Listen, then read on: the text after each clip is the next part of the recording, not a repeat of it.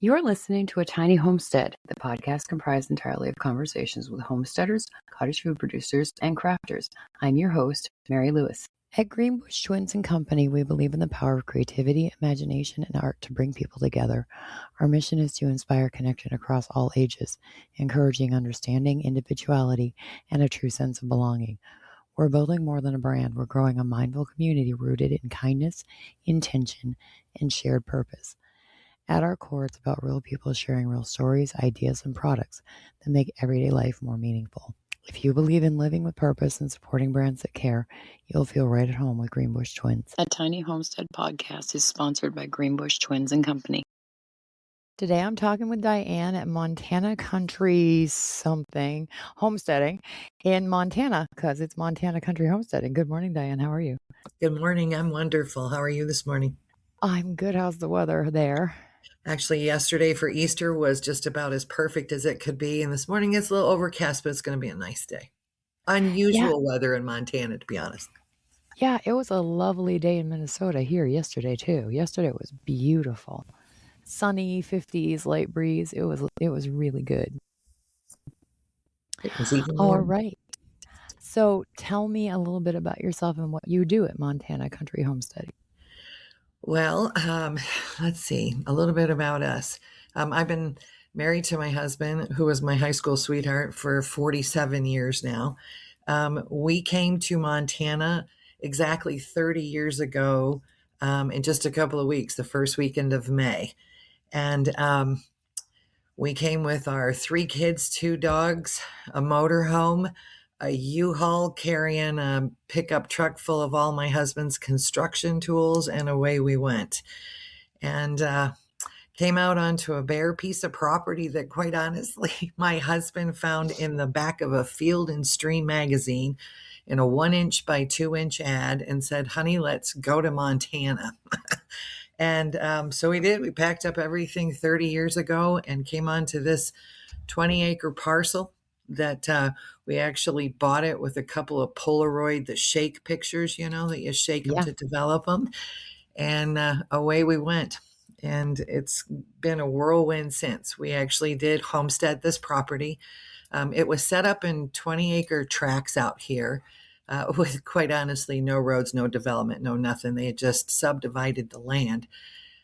When we moved on the property, there was literally a 2-lane dirt path that came down to our 20 acres. And that, I looked that dirt path up, by the way, and it is actually considered a stagecoach line road from Billings, Montana to Park City, Montana back in the day. So that was kind of interesting. Yeah, we live on a stagecoach road. It's now been a little better developed than it used to be, but it's still just a gravel road coming in here. But yeah, 30 years ago, we came onto this property with just a dream and an idea. We were building contractors in the Bay Area and were just on complete overload and did not want to raise our kids in that environment. And so we made a pact with each other to get the heck out of there before our kids got in middle school, and away we went. And we've been here since. That is amazing. I love that. Okay, so did you grow up with people who did homesteading or gardening or farming or ranching at all? My grandparents on my dad's side had a farm, but we didn't go there very often. My other grandma was the most incredible gardener that you had ever seen. She lived in a little town of Pemberville, Ohio. And quite honestly, that woman could grow anything. And what was really amazing to me is she would pull all of her flowers in from her flower beds and put them in what she called her breezeway in the winter months in Ohio. And she would hold those flowers over till next year and put them all back out in the beds. It was amazing to me. I don't have that gift that grandma had, but I can grow a thing or two. So what are the thing or twos that you grow? We grow a lot of our own food. I think it's really important that you grow your own food, especially today with what's going on with the food chain and the modified foods and all the sprays and such that they're putting on our foods. I think it's wildly important that you grow your own food today. So I actually have One of the first things we did on this homestead was we built some raised beds, started some gardens with my kids. And then, of course, the deer came and ate everything. I didn't realize that I was dealing with some serious predation with animals and such around here, but we were. Then we decided to put a hoop house over the raised beds and got wise and kept the animals out and started growing food there. If you look on my social media page right now, my husband finally finished our main greenhouse that we're going to be growing, and I actually just started putting plants in there on Saturday afternoon. That's exciting. It's super exciting. It's like over the top greenhouse, of course. My husband's that go big or go home kind of guy. But the first greenhouse that we grew food in was just a little raised bed area that we put literally sheet panels that we hooped over it and buttoned them down to both sides of the raised bed, and then put plastic over top of it, and that's what we grew. And put a wall in the front, some mesh in the back, and away we went. And I grew in that for 20 some years. So it doesn't need to be elaborate, but you need to grow your own food. And now we've just stepped up the game to grow into this major greenhouse. And years ago, I took a horse barn that we had when we were actually raising paints back in the day. I took that horse barn and I rented it to somebody who cultivated inside of that, and they have since moved out. So now I have an area where I can actually grow indoor produce all year long. So we're working on that next. That's our next big project. But we've had one project after another here on this piece of land. Again, we drove up. There was nothing here, like literally nothing. No water, no power, no phones, no driveways. Just a piece of land with some pin markers so that you knew what was yours and what wasn't. And we laid it out from there. And it's been quite interesting. Okay, after everything you just told me, I have a couple of thoughts. Okay. I'm gonna do my public service announcement now because it plays into what you just said. I do this on every episode lately. If you live in America right now and you don't know how to cook from scratch, learn, because you will save yourself a lot of money if you're buying ingredients instead of finished foods. Number two, if you can't grow a garden, get to know your local producers and growers because they can grow a garden, and you're feeding yourself really good food and you're supporting your neighbors. Love all of that. That's incredible. Yep. And then number two, I have been trying to figure out a way to explain the feeling that we homesteaders get when we have a project and we get it finished. And the only thing I can liken it to is if you were in Girl Scouts or Boy Scouts or you took art class in elementary school and you learned a new skill, whether it was building a homemade birdhouse or Girl Scouts, they used to have you make an apron, or in art class, we did, I don't know what it was called, but we took a chisel and we chiseled out a design on a piece of vinyl board, and then we would make stamps with that vinyl board. And if you've ever done those kind of things as a kid, if you have the, I don't know, luck to end up having property and having some of your own choices be your choices, not the city planner's choices, and you can put in a greenhouse or you can put in a garden or you put in a raised bed and you see success with that, it's the same feeling as when you took on a project when you were a kid. Boy, and to add to that, Mary, if you do have the property and you do have the means to do it, do some kids' classes. One of the other things that we did on this property, we actually started it in 2023, is we built out an area on the west side of our property, which is called Montana Country Pines. Montana Country Pines is 8 short-term rentals that we built over there that consist of teepees and a really cool 100-year-old sheep wagon and some vintage RVs. But one of the other things that I do with Montana Country Pines is I put a sign out at the road, and the kids know that it's craft day at Montana Country Pines. And we have all the stuff here ready for them so that all they got to do is show up at noon on a Saturday when the sign's out, and they can come make something and take it back to their properties. So that's been really, really awesome to do those sort of things and teach kids that You can do things other than be in front of screens all the time. We can find things in nature and turn them into art. And I just love doing stuff like that with kids, because when I was a kid, we used to ride our bicycles to a place called the Miami Valley Rec Center. And there Yep. were volunteer moms that showed up with stuff in boxes that you could make something and take it home. And that was one of the most biggest highlights of my childhood, is going and making stuff at the rec center. So that's why I do that. I put a street sign out there, a little sandwich sign, and the kids know that tomorrow it's craft day at Montana Country Pines. So they show up, make something, and take it home. That is so amazing, Diane. I love it. Summer rec saved my mother's sanity every I summer. bet. About 4 summers in a row, Mine we too, had a I'm program sure. in Maine called Summer Rec. Yeah, and the same thing. We would go and, I mean, they were minor crafts. It was like, I don't know. It's been so long. I'm 56. It's been forever since I went to summer rec. I remember having fun. I remember being outside for part of the day because it was at a school building. So we could Mm-hmm. go play on the playground or play soccer or whatever. And then the other part of the day was indoor crafts. And I seem to remember having like little 1 foot by 1 foot boards and nails, and we put nails in the wood, and then we took colored strings and made really pretty designs on it. But I don't remember what the art form was called. String art, some kind of string art, and String art, yeah, probably. it was really fun, and it was really zen. I loved that because you couldn't focus on anything except getting the strings right. Mm-hmm. And I think that's what's missing with kids today, because with social media, it isn't zen. It's just feeding your brain constantly in all Mm-hmm. different directions. Yeah, that's why I grab my grandsons up and I say, let's go paint some rocks and leave them around. We're that family too that paints a rock and leaves it, and picks up a rock and leaves a rock. We're those people. But yeah, my grandkids, they paint rocks and they leave them out here in our park. And it's fun. You walk by and you see a rock that looks like a Volkswagen and stuff. It's pretty cool. So yeah, Do you we have do all sorts of stuff like that. do you do little rocks with like encouraging words like joy and Oh peace yeah. and kindness? Oh Okay. yeah, yeah, yeah.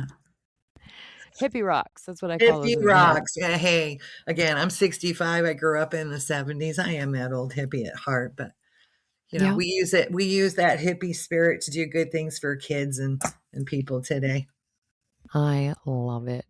I told you when we talked on the phone that I was so excited to talk to you for the interview because I knew it was going to be fun. And so far, you have not disappointed me and in the least. So, do you guys have chickens or goats or anything? We do. Okay. So we used to raise horses, got a little older and decided that maybe we'd let the younger people raise horses. Uh-huh. And we do have a couple of goats. They are cashmere goats that we just use them for the fiber, which is something else that we've got coming up here pretty soon. We're going to have a couple of gals come out here with a couple spinning wheels and bring a group of homeschool kids out here and show them how to actually take fiber and turn it into spinnable wool.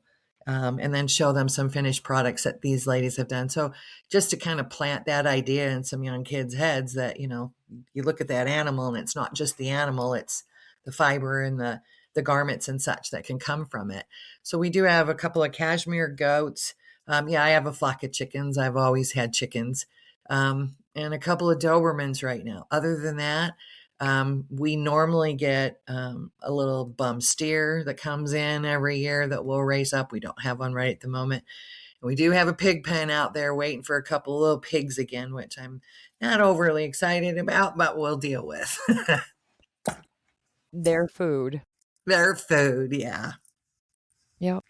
So, when you say a bum calf, would you define that for me? We usually find somebody that's got a calf that the mom didn't make it or ignored it, or it got left when people rounded up the cows and what have you, and they find a bum calf somewhere. We got a couple of local ranchers that we always tell them, when you got something that needs a home and needs fed up, and we'll just put it in this pen over here. But we usually get one every year. Okay. And then one of my dearest friends in the world has a bison ranch just about an hour and a half from here that we always have fresh bison meat here. And Nice. we go and help on the ranch and that sort of thing and barter for boxes of wonderful meat from the ranch. Is there a big difference between how cattle beef and bison beef taste, or is it pretty much the same? It depends on how you cook it, but yeah, it's pretty close to the same. But bison meat is much better for you cholesterol wise. It's the good cholesterol that you want. Okay. It's just a better protein source.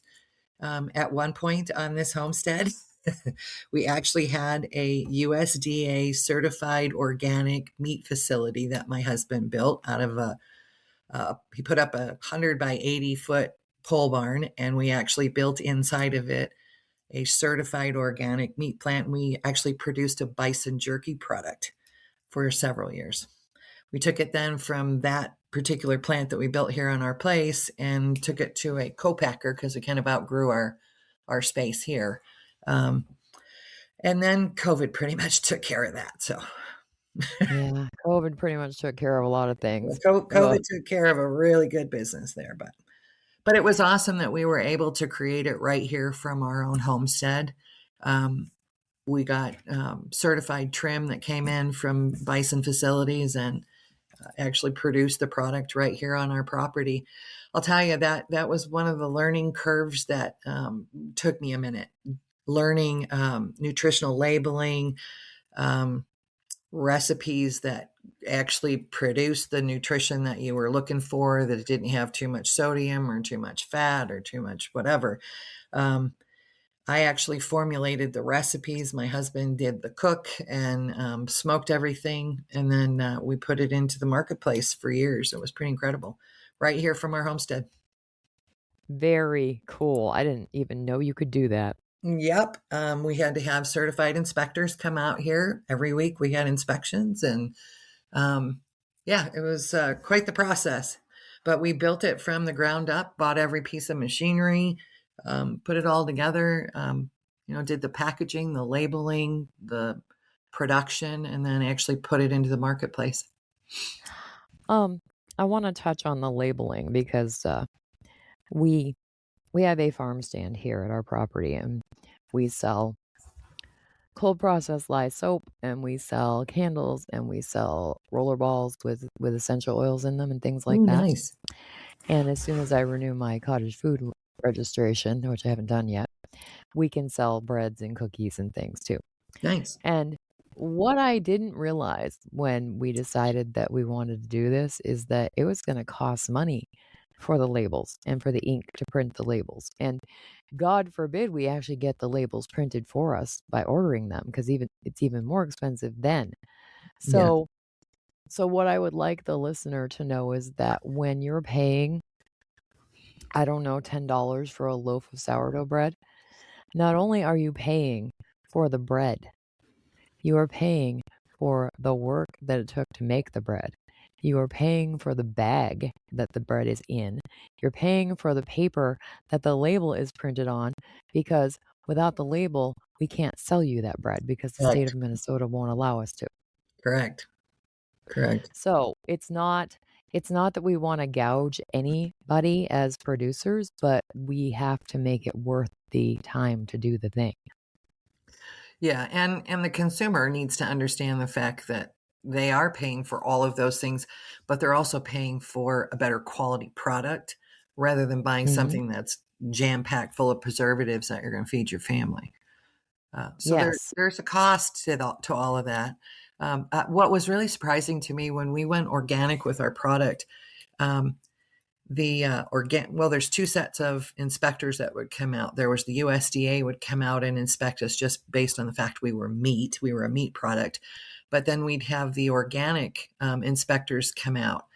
And the first time that she came out, she said, I need to see all of your ingredients that you've bought over the past 6 months. And I need to see your production runs for 6 months, because we need to see that they match. And it just kind of struck me funny. And I said, what do you mean see that they match? Of course they'd have to match. Well, she kind of filled me in on the fact that there's a lot of fraud in certified organic labeling, that they have found massive fraud, that the label says it's certified organic, but you haven't bought enough organic materials to create that amount of product. And it just struck me. I didn't realize that people would defraud that system as well, but apparently they do. So for me, buying local, buying from a farm stand, if I don't have that particular vegetable in my garden, is important. Buying meat from my local ranchers and so forth is important, because I don't want to buy meat from the counters that are full of formaldehyde and funky stuff to make them stay pink for a while so that they look good for you to pick up. I'd rather have it wrapped in paper in my freezer, knowing that my neighbor took it to the butcher that I know, they processed it the right way, and it's what I think it is, rather than what's all in everything else you're buying today. So it is important. I agree with you wholeheartedly. Yeah, and the other thing is that if you spend your money locally, it tends to stay local. True. Very true. Very true. I was reading something on Facebook, because everybody reads something on Facebook every day at this point. But it was a story about how a guy went to the local dude who sold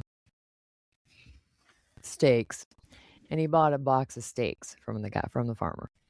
And the farmer then took that money and he ended up going to the local barber for a haircut. He donated some of that money to the tithing thing at church. He put some of that money in his local bank, and he spent some of it at the local grocery store. There you And go. by the time he had done all that, he had spent money locally, not outside of a 15-mile radius. And I was like, that's how it used to be. Yeah, that is true. And it's important, if we don't keep our own towns funded, they die. True. Community is everything. And that's one of the things that I have specialized in for years and years and years, is creating communities of people. I've been in the network marketing space, in the background of everything that my husband and I have done for 35 years. Our first child was born autistic. We could not do the daycare thing, nor did I want to, for that matter. So when our first boy was born, I quit my job as a pediatric dental assistant and became that stay-at-home mom, and did the books for my husband's construction company for years. And I was the one that was kind of filling in the background, because if you've ever done construction, it's feast or famine. It's either really good or it's really bad. So I was kind of that buffer for all those years, until about 10 years ago, I was able to step up my game in that space and create a really, really good network of people, and create that leveraged and residual income that my husband tells everybody now that I'm his sugar mama, and have taken over to the point where he does not have to build homes any longer. He doesn't have to do projects he doesn't want to do. He can pick and choose what he'd like to do. He's been doing a lot of volunteer stuff, is what he's done. He can't sit still. We figured that one out. So there's always a project around here on the homestead he can deal with, but he does not have to travel and go build someone's homes any longer, which I'm pretty excited about. I take it that you really love each other, because you've been together for quite a long time. Oh yeah, 47 years. Isn't that crazy? Yeah, my parents were married in 1965. They've never been married to anyone else. My mom was 19. My dad was 22, I think, when they got married. Yeah. And they are still just smitten with each other this many years later. And I'm just like, how in the heck does that work?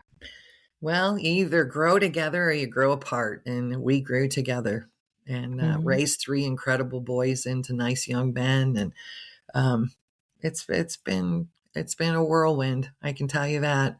I followed him from Ohio to Florida to California and now to Montana. So yeah, I think I'd follow the boy over a cliff, but needless to say, Montana is where we really fell in love with the people, the surroundings, the opportunity, and a way to create a really nice lifestyle for our family. And that's why we've been here for 30 years. This is home for us now. Congratulations on knowing what you wanted, going after it, and making it a success. That is fabulous. We are pretty driven people, I must say. We're that go big or go home. That's kind of been our attitude forever. So we kind of overdo it when we do it. Just like the meat plant, we started out with us taking our buffalo jerky that we normally made to hunting camp. And everybody kept saying, you guys should sell this stuff. You guys should sell this stuff. Well, he heard it one too many times and took the building that he had just built that he didn't know what he was going to do with and said, let's just put a meat plant in there. And we did it. And it was crazy. Wow. Okay, well, you've been doing this for a long time. So I'm going to ask you the question that's always really weird for people to answer. Okay. What would you tell a young couple who want to get into homesteading? How would you tell them to get started? Plan well first. Okay, do the planning. Figure out what it is that you really want from your homestead. Do you want it to produce food? And is that in the source of animals and vegetables or one or the other? Figure out what your own gifts and talents are that you have. Because here's the thing, if you can live on a homestead and you can take your own gifts and talents and monetize them, and today there's hundreds of ways to monetize your talents via the internet. Yeah. So if you can take your gifts and talents and figure out a way to monetize those from your homestead, for example, if you have goats and you like making cheese, that should be something that you figure out how to monetize. Or if you're that person that wants to make soaps and candles and that sort of thing, then, you need to hone in on that craft and that talent and figure out where on your homestead will you be doing that. Create the space so that the space is for that. We have so many buildings on this homestead. It's insane. It looks like a village around here. It really does. But at the same token, each one of those spaces has its own purpose on the homestead. And I think that would be one of the first things I would tell somebody. Figure out what you want from it, make a good plan to go after it, and know that you're going to work your little butt off for a while. Yes. Living doesn't come easy. If you want to live well and you want to be in a place where you're not breathing smog and everybody's exhaust from their cars or hearing all the sirens and all the stuff in big cities, it takes a little extra work to live in an area like we live in.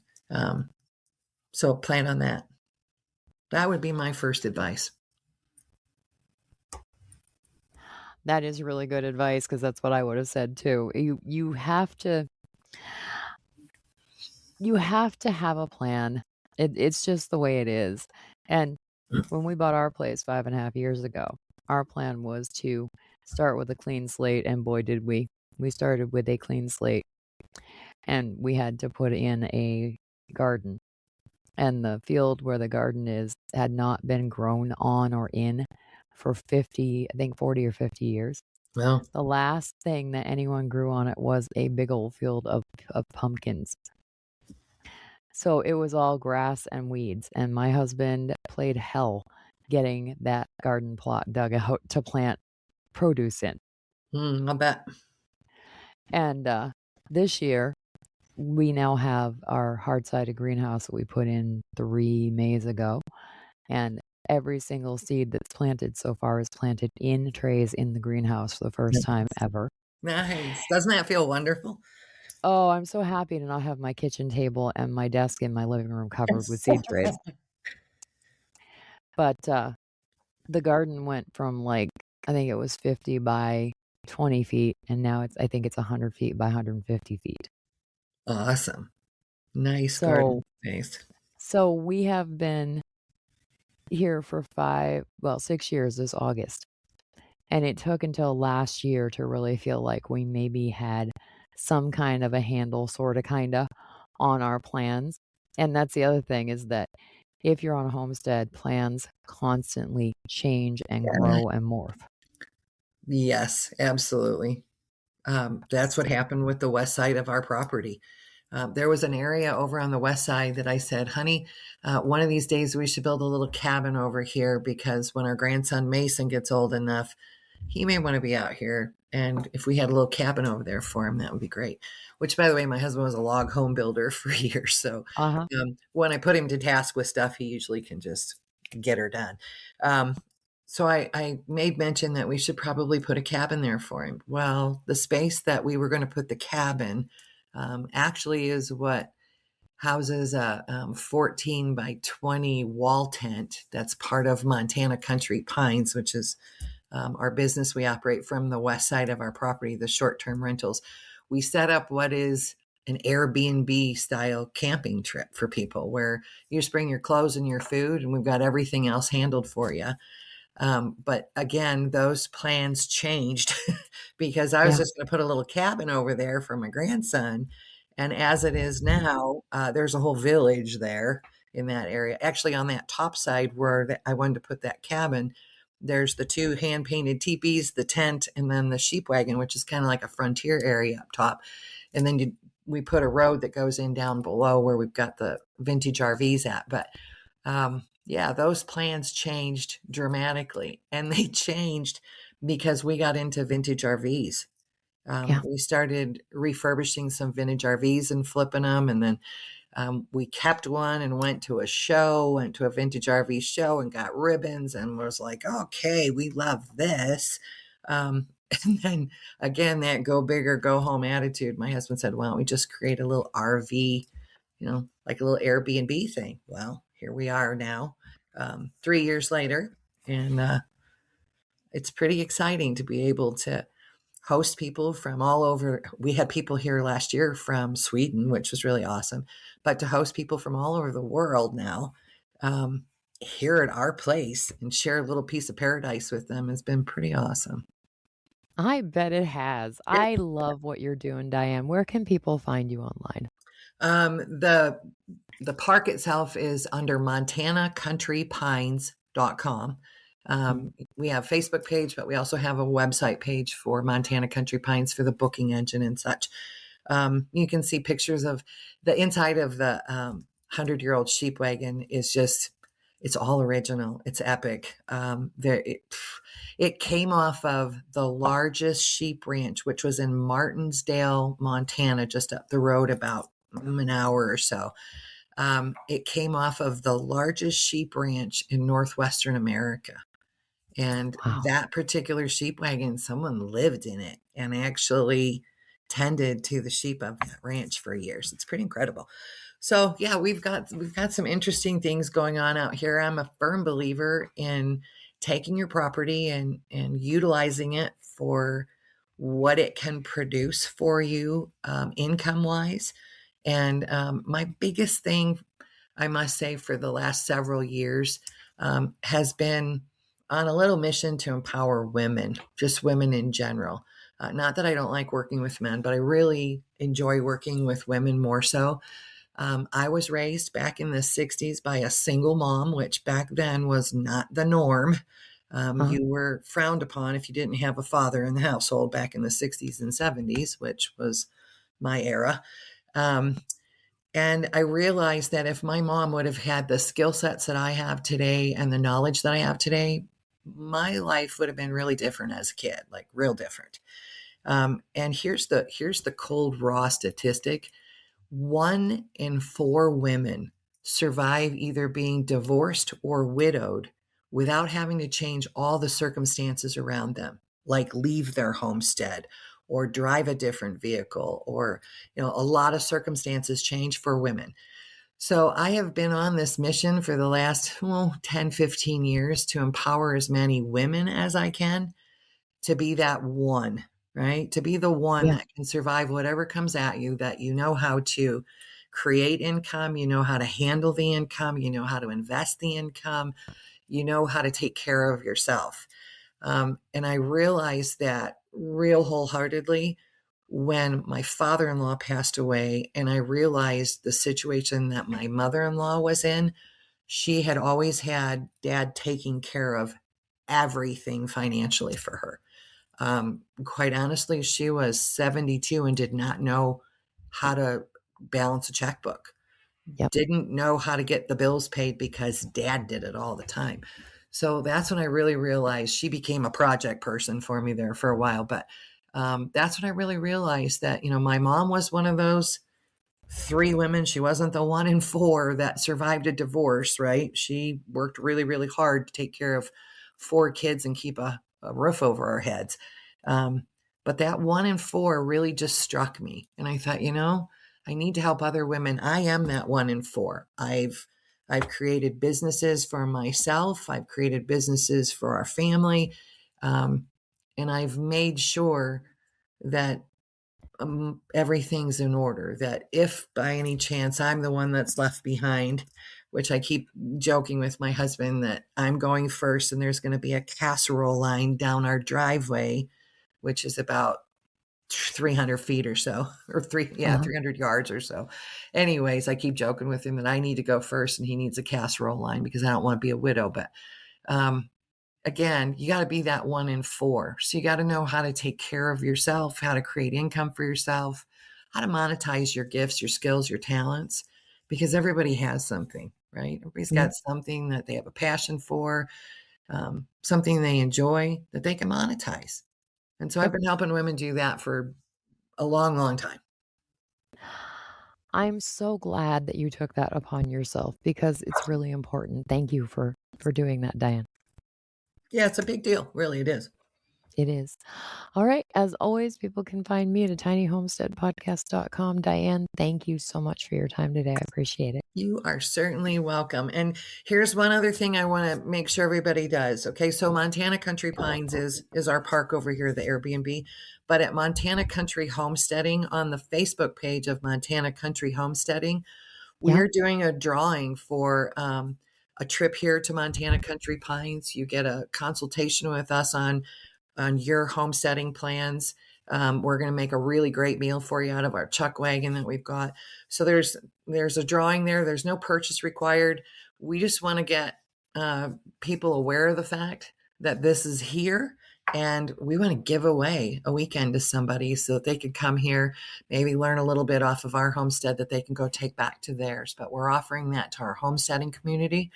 So go register for that. It's free. And you just might end up here for a couple of days hanging out with my crazy husband and I. That sounds like fun. What's the deadline for that? What's the last day people can sign up? The drawing is actually going to be live on a Facebook Live on May 2nd. So by May 1st. By May 1st, get in the drawing. So go to Montana Country Homesteading's Facebook page. The drawing is on there. The link to that's there. Fantastic. Thank you for sharing that.